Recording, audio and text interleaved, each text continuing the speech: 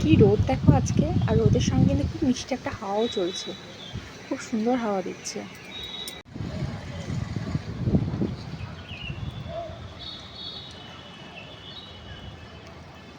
তো হাওয়া দিচ্ছে, হাওয়া দেখ, আমি রান্নাটা করে আসি।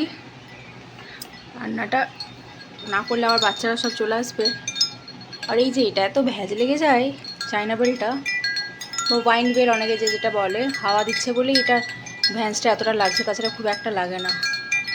যাই হোক, তো বেডরুমে আমি ওয়াইন বেল ঠিক করে নিয়ে এখন আমি চলে এসেছি কিচেনে। তো আমার ভাত আমি বসিয়ে দিয়েছি, আর এদিকে আমি শুরু করে দিয়েছি ডিম কষা করার জন্য, কারণ ডিম কষা সবাই খুব পছন্দ করে আমার বাড়ি। আর করলা ছিল দেখলাম, তো করলাগুলোকে ছোটো ছোটো করে কেটে নিয়ে করলাগুলো ভেজে নিলাম। ভাজতে বেশ অনেকটাই সময় লাগে।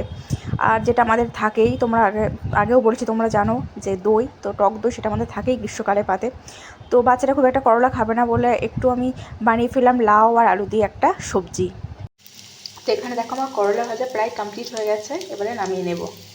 তো চলো, এই দিয়ে আজকে আমাদের হবে লাঞ্চ।